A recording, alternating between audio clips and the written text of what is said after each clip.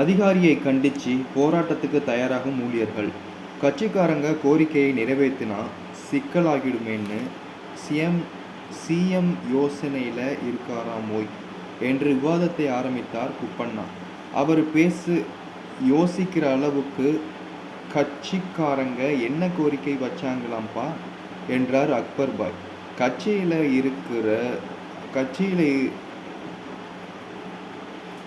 இருக்கிற உள்கட்சி பூசல்களை முடிவுக்கு கொண்டு வர்றதுக்காக நிர்வாகிகளை வரவழைச்சு நேருக்கு நேர் ஆலோசனையை 2 மாசத்துக்கு மேலே சிஎம் நடத்திட்டு இருக்காரும் போய். ஒவ்வொரு தொகுதியில இருந்தும் வர்ற நிர்வாகிங்க தொகுதி பிரச்சனை, மக்களோட எதிர்ப்புகள்னு எல்லாத்தையும் சொல்லிட்டு போறாங்க. அதிலே பெரும்பாலானவை மாவட்ட செயலாளர்கள் நடவடிக்கை சரியில்லைன்னு தங்கள் அதிருப்தியை பதிவு செய்திருக்காங்களாம். இப்படி புகார் சொல்லிட்டு போனவங்க சிஎம் கிட்ட சொல்லிட்டு வந்து இத்தனை நாள் ஆகியும் எந்த நடவடிக்கையும் இல்லைன்னு விரக்தியா இருக்காங்களாம். அந்த தகவல் உளவுக்காரங்க மூலமா சிஎம் கவனத்திற்கு போயிருக்கு. அவங்க கொடுத்த அறிக்கையில சட்டசபை தேர்தலுக்கு முன்னாடி நேருக்கு நேர் நிகழ்ச்சியில கலந்துகிட்ட நிர்வாகிகள் சொன்ன கோரிக்கைகளை பரிசீலிக்கணும், இல்லைன்னா நிர்வாகிகள் தேர்தல் வேலையில கவனம் செலுத்த மாட்டாங்கன்னு இருந்துச்சாம். ஆனால் சிஎம்ஓ தேர்தல் நேரத்தில் மாவட்ட செயலாளர்களா இருக்கிற மந்திரிங்க மேல நடவடிக்கை எடுத்தா சரிவரமான்னு யோசிக்கிறாருன்னு சொல்றாங்க என்றார் குப்பண்ணா. இந்த வருஷம் தீபாவளிக்கு கவனிப்பு நடக்க போகுதுன்னு இலக்கட்சிக்காரங்க எதிர்பார்ப்போட இருக்காங்களாம்பா என்று அடுத்த தகவலை நேரடியாக ஆரம்பித்தார் அக்பர் பாய். ஆட்சிக்கு வந்ததில இருந்து ஒவ்வொரு வருஷமும் தீபாவளிக்கு ஒன்றியம், வட்டம், தலைமை கழக பேச்சாளர்கள்னு எல்லோருக்கும் சூரிய கட்சி தலைமை கவனிப்பு நடத்திட்டு இருக்கு. ஆனா இலக்கட்சியில தலைமை கழக பேச்சாளர்கள் சிலருக்கு மட்டும் பெயரளவுக்கு கவனிப்பு நடந்துட்டு இருக்காங்களாம்பா. சட்டசபை தேர்தல் வரப்போறதால இந்த வருஷம் எல்லோருக்கும் கவனிப்பு நடத்த சேலத்துக்காரரு முடிவு செஞ்சிருக்காராம். அதனால் யார் யாருக்கு எவ்வளவு தரணும்னு பட்டியல் தயாரிக்க சொல்லி தலைமை கழகத்துல இருக்கிறவங்களுக்கு உத்தரவு போட்டிருக்காராம்பா. இந்த தகவல் தெரிஞ்சு இலக்கட்சியோட தலைமை கழக பேச்சாளர்கள், நட்சத்திர பேச்சாளர்கள் எல்லாம் எதிர்பார்ப்போட இருக்காங்களாம். அதே போல மாஜி மந்திரிங்க மூலமா கட்சியின் கீழ்மட்ட நிர்வாகிகளுக்கு தீபாவளி முன்னாடியே கவனிப்பு நடத்த சொல்லியும் சேலத்துக்காரரு உத்தரவு போட்டிருக்காராம். அதனால அவங்கெல்லாம் உற்சாகமா இருக்கிறதா சொல்றாங்கப்பா என்றான் அக்பர் பாய். அதிகாரியை கண்டிச்சு சீக்கிரமே போராட்டம் நடக்க வாய்ப்பு இருக்குன்னு பேசிக்கிறாங்க என்று அடுத்த தகவலை ஆரம்பித்தார் அந்தோணிசாமி. எந்த துறை அதிகாரியை கண்டிச்சு எதுக்காக போராட்டம் நடத்த போறாங்கன்னு விவரமா சொல்லும் போய் என்றார் குப்பண்ணா. நெற்களஞ்சிய மாவட்டத்துல இருக்கிற நேரடி நெல் கொள்முதல் மையத்துல வேலை செய்யறவங்களை எல்லாம் முதுநிலை மண்டல அதிகாரி தினமும் மீட்டிங் போட்டு பாடாப்படுத்துறாங்க. அவங்களை தினமும் சாயந்திரம் ஆபீஸுக்கு வர சொல்லி மீட்டிங் போடுறாராம். சென்னையில இருந்து நிர்வாக இயக்குனர் நடத்துகிற வீடியோ கான்ஃபரன்சிங் மீட்டிங்க்கு இவர்களை வர சொல்லிடுறாராம். இதனால கொள்முதல் மையத்தில் அவங்க வேலையை செய்ய முடியறது இல்லையாம். விவசாயிங்க கொண்டு வர்ற நெல்மணிகளை கொள்முதல் செய்கிற வேலை பாதிக்குதாம். காலையிலேயே ஆபீஸுக்கு வந்து அதிகாரியை பார்த்துட்டு போகலாம்னு வந்தா அவர் இருக்கிறது இல்லையாம். ஆபீஸ் மாடியிலேயே அவருக்கு ஒரு ரூம் ஒதுக்கி அங்கேயேதான் தங்கி இருக்காராம். மதியம்தான் தூங்கி எழுந்திருச்சு கீழே இறங்கி வருவாராம். மீட்டிங் போற இடத்துல கொள்முதல் மையத்திலே சாக்கு இல்லை. நெல் மூட்டைகளை மழையிலே நனையும்னு நனையும்னு சொன்னால் டென்ஷன் ஆகி திட்டுறாராம். அதனால் மண்டல அதிகாரியை கண்டித்து போராட்டம் நடத்துறது சம்பந்தமாக கொள்முதல் மையத்தில் இருக்கிறவங்க ஆலோசனை நடத்திட்டு இருக்காங்களாமுங்க என்று அந்தோணிசாமி கடைக்கு வந்த நண்பரை பார்த்ததும் வாங்க செல்வம் என்ன வரவேற்று அமர இடம் கொடுத்தார். இவங்களை சமாளிக்க முடியலையேன்னு கடைக்காரங்க கண்ணீர் விடுதாங்களாமே என்று தனக்கு கிடைத்த தகவலை நேரடியாக ஆரம்பித்தார் பெரியசாமி அண்ணாச்சி. வெயிலுக்கு பெயர் போன மாவட்டத்தில் இருக்கிற போலீஸ்காரங்க சட்டம் ஒழுங்கு பிரச்சனையில் ஆர்வம் காட்டாமல் தீபாவளி நெருங்குறதால கல்லா கட்டுறதுலேயே தான் தீவிரமாக இருக்காங்களாம். ஸ்வீட் கடைகளில் இத்தனை பாக்ஸ் கொடுக்கணும்னு உத்தரவு போட்டு வாங்குறாங்களாம். அதே போல் பட்டாசு கடையில் கிஃப்ட் பாக்ஸ்களை மொத்தமாக அள்ளிட்டு வந்து ஸ்வீட்டோடு சேர்த்து மற்ற துறையை சேர்ந்தவர்களுக்கும் தீபாவளி பரிசு கொடுத்துட்டு இருக்காங்களாம். இதனால் பண்டிகை வந்தால் எல்லோரும் சம்பாதிக்கிறாங்க. நாங்கள் மட்டும்தான் மொத்த லாபத்தையும் இவங்களுக்கு கொடுத்துட்டு எதுவும் இல்லாமல் நிற்க வேண்டியதாக இருக்குன்னு ஸ்வீட் பட்டாசு கடைக்காரங்க கண்ணீர் விட்டுட்டு இருக்காங்களாம் என்று கூறிவிட்டு புறப்பட்டார் அண்ணாச்சி. மற்றவர்களும் பின்தொடர பெஞ்சில் அமைதி.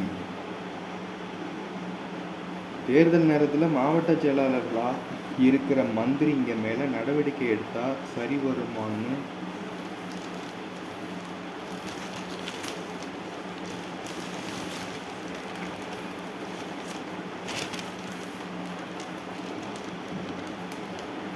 தமிழகம்.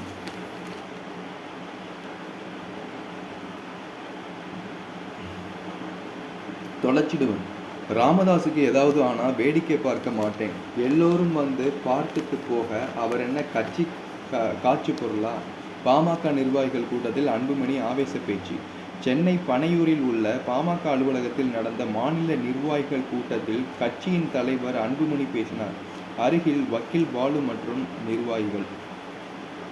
சென்னை அடுத்த பனையூரில் கட்சி நிர்வாகிகளுடன் பாமக தலைவர் அன்புமணி நேற்று ஆலோசனை நடத்தினார்.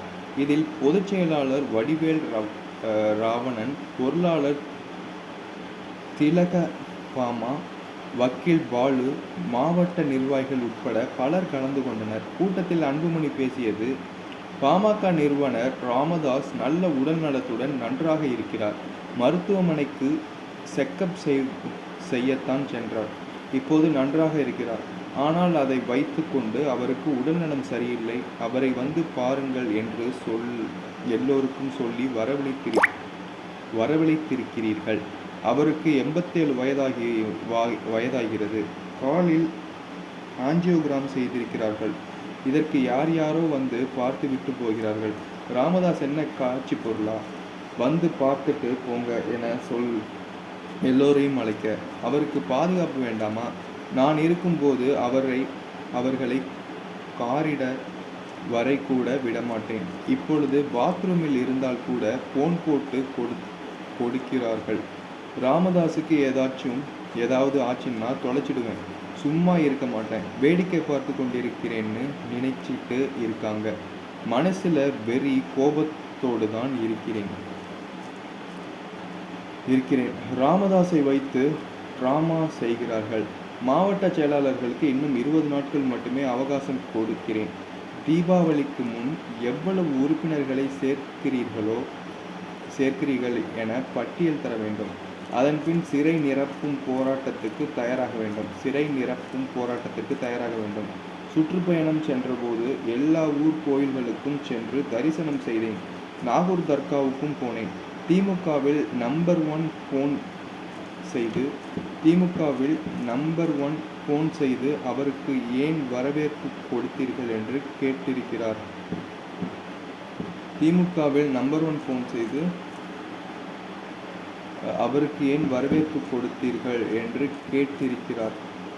தேர்தல் கமிஷன் நமக்கு எல்லா அங்கீகாரமும் கொடுத்துள்ளது.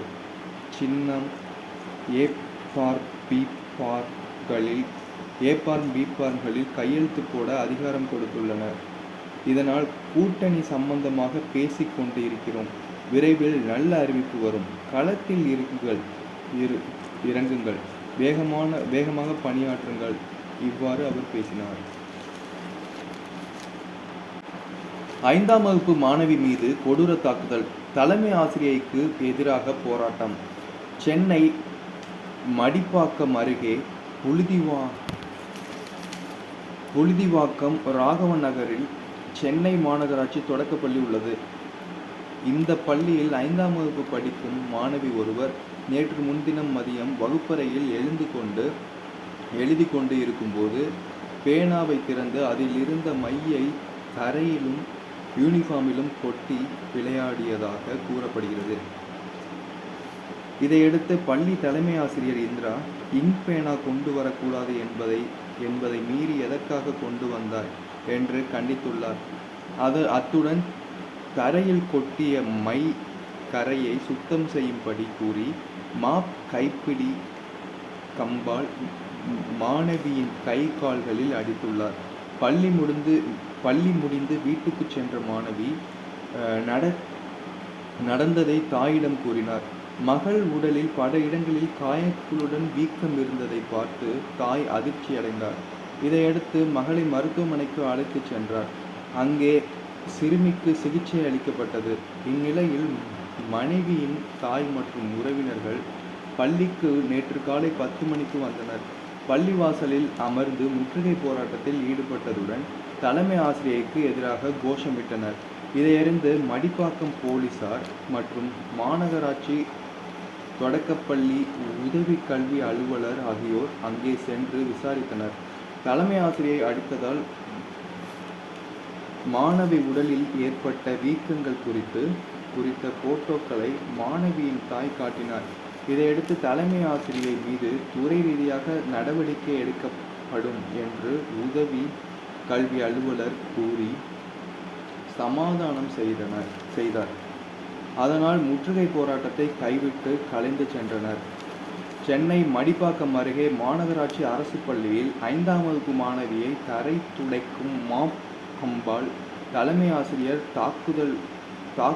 தாக்கியதை கண்டித்து பள்ளியை முற்றுகையிட்ட மாணவியின் பெற்றோர் மற்றும் உறவினர். அடுத்த படம். தலைமை ஆசிரியர் தாக்கியதில் மாணவி கையில் ஏற்பட்ட காயம்.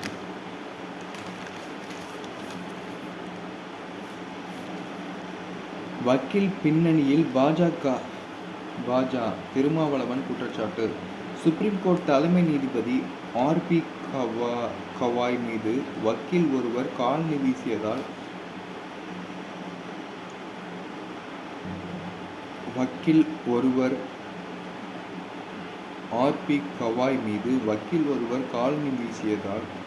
காலணி வீசி தாக்குதல் நடத்த முயற்சி செய்ததை கண்டித்து விடுதலை சிறுத்தை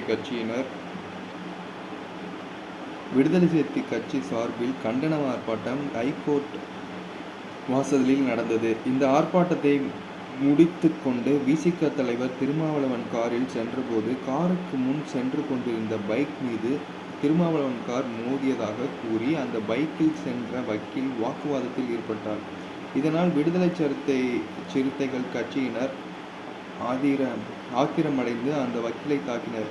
இந்த சம்பவம் குறித்து திருமாவளவன் விளக்கம் அளித்து வெளியிட்ட வீடியோவில், பைக் மீது எனது கார் மோதவில்லை, பிரச்சனை செய்தது அந்த நபர்தான் என்று கூறியிருந்தார். இந்நிலையில் திருமாவளவன் வெளியிட்டுள்ள அறிக்கையில், ஐகோர்ட் அருகே வக்கீல்கள் சங்கம் முன்பு அக்டோபர் 7ஆம் தேதி எனது காரை வழிமறித்த நிகழ்ச்சி தற்செயலாக நடந்ததல்ல, திட்டமிட்ட சதி என்பது தெரிய வருகிறது.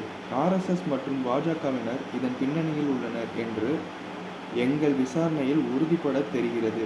எனவே தமிழக அரசு இது குறித்து வழக்கு பதிவு செய்து தீவிரமாக விசாரித்து பின்னணியில் உள்ள சதியை கண்டறிய வேண்டும். அத்துடன் இதை ஒளிபரப்பு செய்த தனியார் டிவிகளை சார்ந்தவர்களையும் முழுமையாக விசாரிக்க வேண்டும் என கூறியுள்ளார். திமுக அரசுக்கு பாடம் கற்பித்த கோர்ட்டுகள் பட்டியலிட்டார் அண்ணாமலை. திமுக பாஜக முன்னாள் தலைவர் அண்ணாமலை வெளியிட்ட அறிக்கை. திமுக அரசின் அதிகார துஷ்பிரயோகத்துக்கும் அரசியல் காழ்ப்புணர்ச்சிக்கும் ஐகோர்ட் ஐகோர்ட் கிளையும் தகுந்த பாடம் கற்பித்திருக்கின்றனர். திமுக எம்எல்ஏவுக்கு சொந்தமான மருத்துவமனைகளுடன் தொடர்புடைய கிட்னி திருட்டு குறித்து விசாரிக்க ஐகோர்ட் அமைக்க கூறி சிறப்பு புலனாய்வு குழுவில் தாங்கள் பரிந்துரைக்கும் அதிகாரிகளையே நியமிக்க வேண்டும் என்ற திமுக அரசின் நிபந்தனையை ஏற்க மறுத்து ஐகோர்ட் தீர்ப்பில் தலையிட சுப்ரீம் கோர்ட் மறுத்துவிட்டது.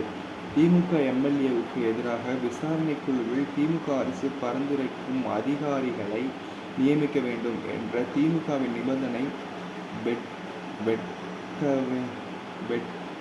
வெட்கக்கேடானது. பகுஜன் சமாஜ் கட்சி தமிழக தலைவர் ஆம்ஸ்ட்ராங் கொலை வழக்கை சிபிஐக்கு மாற்றும் ஐகோர்ட் உத்தரவை எதிர்த்து சுப்ரீம் கோர்ட் அணுகிய திமுகவுக்கு அந்த வழக்கில் பின்னடைவே ஏற்பட்டுள்ளது.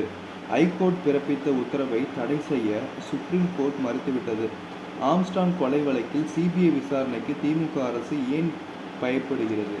கரூர் தாவேக பிரச்சாரத்தின் போது ஏற்பட்ட கூட்ட நெரிசல் குறித்து ஐபிஎஸ் சிபிஐ விசாரணை கோரிய வழக்கில் தமிழக அரசை சுப்ரீம் கோர்ட் கடுமையாக கண்டித்துள்ளது.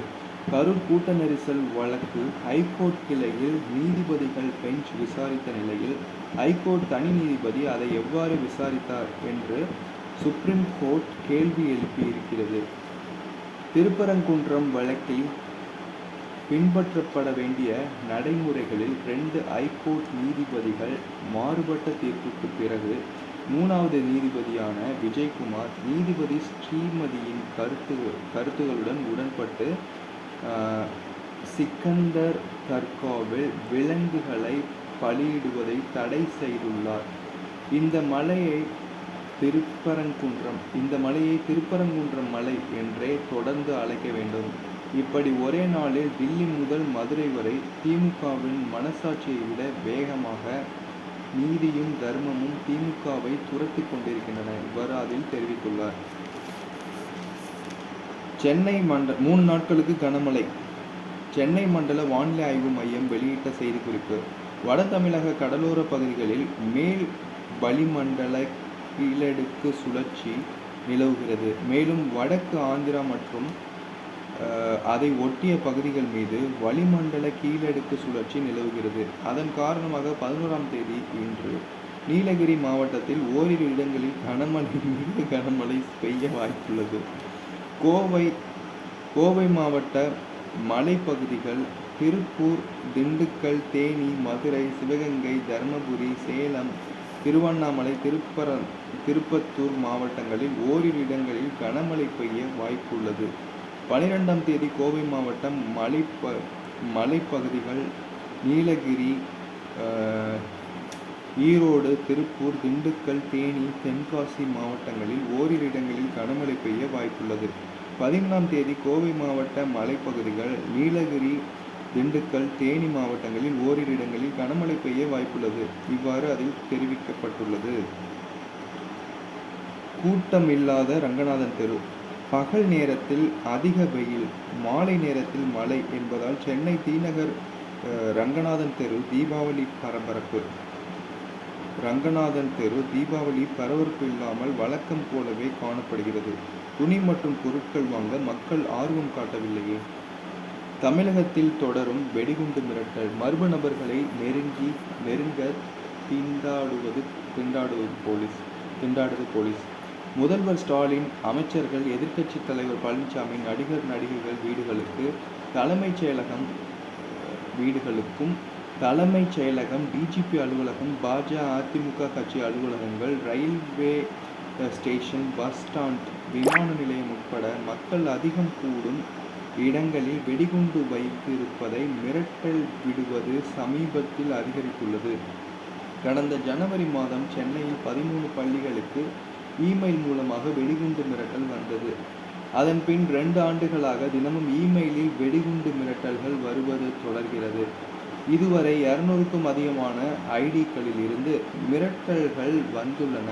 இதனால் இமெயிலில் வெடிகுண்டு மிரட்டல் விடும் நபர்களை கண்டுபிடிக்க முடியாத நிலை உள்ளது. சைபர் கிரைம் போலீஸ் குறிப்பிட்ட மெயில் ஐடியை ட்ராக் செய்யும் போது அவை வேறு வேறு நாடுகளில் லொக்கேஷன் மாறி மாறி காட்டுகின்றன. இதனால் மத்திய